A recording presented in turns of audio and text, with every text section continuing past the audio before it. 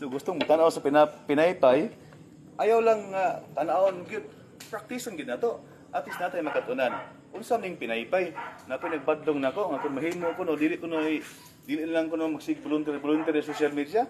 Kay uban no di na ganahan ko no mo practice. Magsige na lang tanaw. Okay, so mo ni siya ang katong sa pinaypay. Sa pinaypay manggod dito ni siya. Mo siya mas paspas ang lihok, no? Ang pinaypay.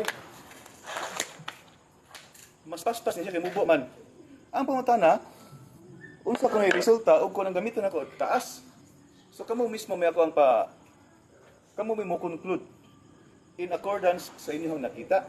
So mao to siya ang lihok ganiha sa kuan. Mao to ang lihok ganiha sa mubo, oh. Mas paspas siya, di ba? Paspas. Now, arita sa taas. O kung pareha paglihok. Okay, tawa siya. Mas labyog siya, di ba? Kaya nga naman, taas man siya. Pero, pareha na siya, oh. Kaya ang design man ko sa 32, more on full-blown ni siya ang iyahang application. Kaya pinuti man ko ni siya nga akong gigamit before. Until now, nakapinuti nga 32 ang gitason. Gihatag sa kuwang apuhan. Sa buhi pa to siya, o pa siya mamatay. May akong gigikuag sa sukod. So muna nga, ang bunal na mo tagas. Pero, pariharag dagan. Mura gihapon ang iyahang application.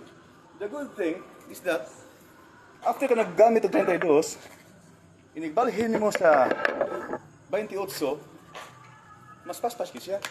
Kaya nga naman. For that, ako rin iklaro, muli siya ang sa pinaypay. Ulo, suwang, ulo, ulo, suwang, ulo, suwang. Ulo, suwang, ulo, ulo, suwang, ulo, suwang. So, muli siya ang sa pinaypay. So, mga siya. Usahay lang kayo tungkol sa kamubo sa ulisi, medyo malahi na iyang dagan.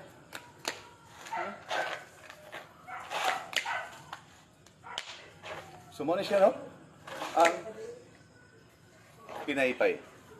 Salamat kayo sa tanong nga nagtanaw, sa kong higala, ng mga grupo, ng mga eskrimador sa Cebu. Salamat sa inyong pag-support sa usag-usa.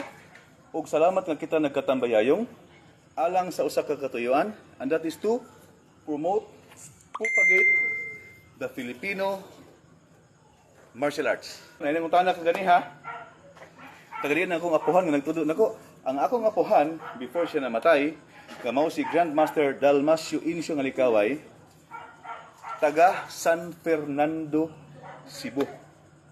Okay, taga diha po ang among kaliwat, San Fernando, Cebu.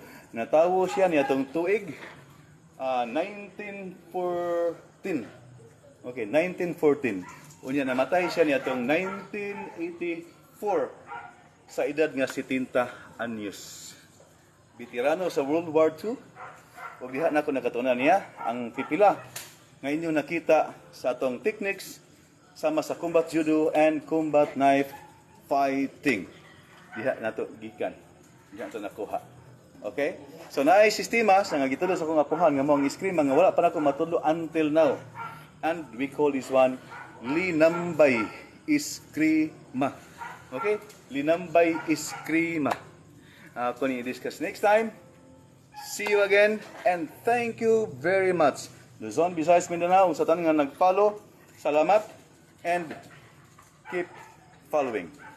Good evening and see you tomorrow.